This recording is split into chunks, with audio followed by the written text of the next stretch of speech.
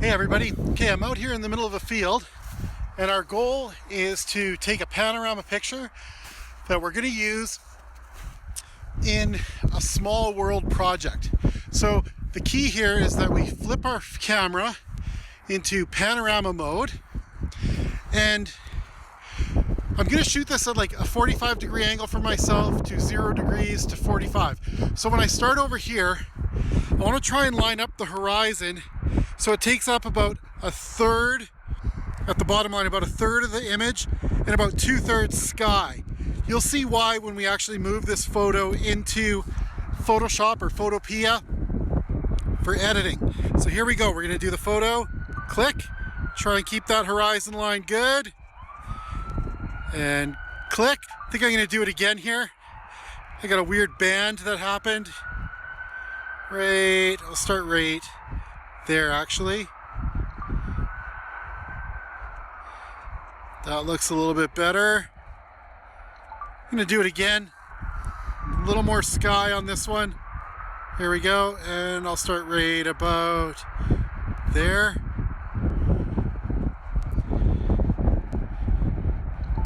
There, that looks pretty good. Okay, so our next step now that we have our photo is we're gonna bring that into our editing app and we're gonna turn that one image into a small world. All right, so now that we've done our photo outside to do our small world project, we're gonna go File, Open, and we're gonna go grab it. So from my desktop, we've got, let's just double check, is it this one? Is it this one? Let's go with that one right there. So we click Open.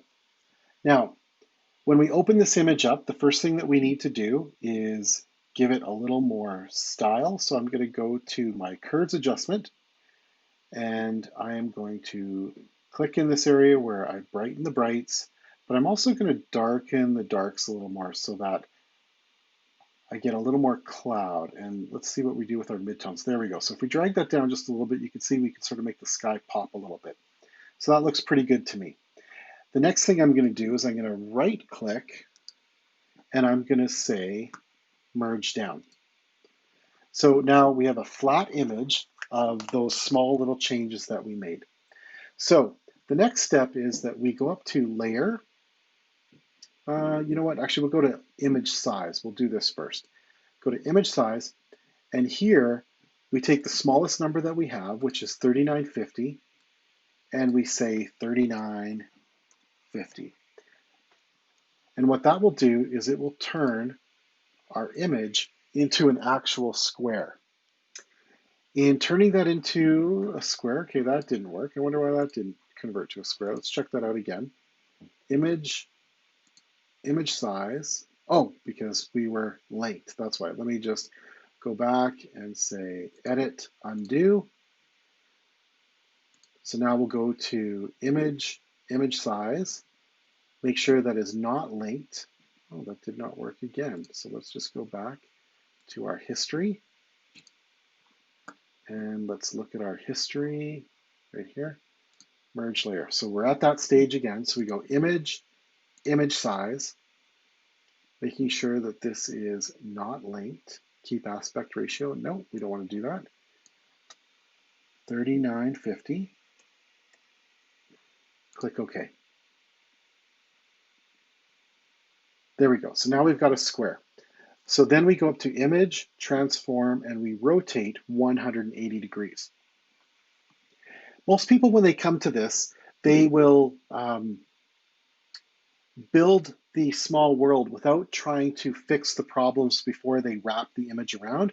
I like to try and deal with a bunch of things before we get to that stage. So under view, you want to make sure that the ruler has the check mark beside it. And we go into the top part and drag down. And you can see, well, actually, Command or Control plus, and I'll hold the space bar and move this over. We're actually pretty good in terms of how these things line up. So I'm looking at this spot right here and saying, okay, like that is where it lines up with, and I'm holding the space bar down as I click and drag over. It's not quite lined up. It's not quite lined up, but it's pretty close. So if we were going to fix that, I might go to view or window. Let's just see. Let's go to filter and go to liquefy.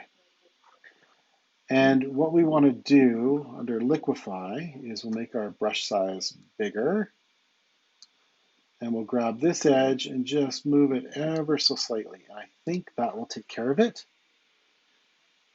And now what we do is we're going to do an offset. So we go filter, other, offset.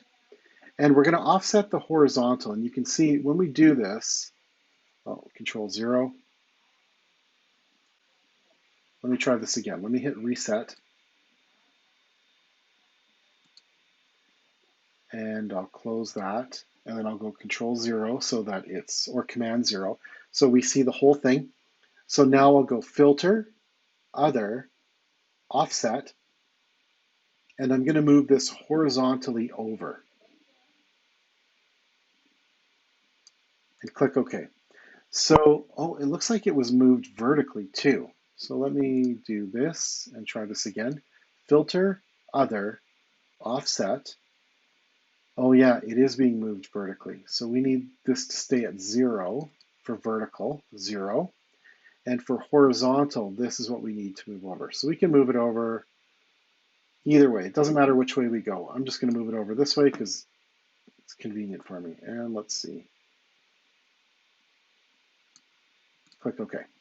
So the next thing is, because of the move, this sharp line needs to be addressed. So I'm going to make a new blank layer right there. And I'm going to use spot healing brush. And again, click once and then right bracket. Keep opening that up. Avoid this area here. Just go through the sky. Let's see what happens there. Oh, it said current layer, so we need to have it go through all layers. Let's try this again. I'm kind of cleaning up that sky, avoiding. Okay, it's thinking it through. That's a big job that I just gave it. It might screw that one up and bring, oh, it's not too bad.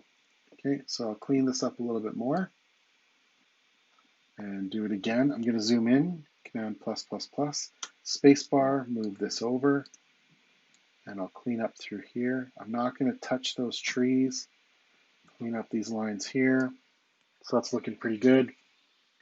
All right, Command 0. Okay, and even through here, it actually looks pretty decent. Like it's snow. How do you screw up snow, right? You can try, but you don't have to screw it up. I think now the pixels that are found, and I'll just right click and merge down. The pixels that are found on the left side and the right side match perfectly. So now we go to filter, and we go to distort and polar coordinates. Look at that. Look at that. So we're going to click OK. And now we actually have a pretty good small world. I'm going to do a couple things here. I'm going to do let's do a curved adjustment layer.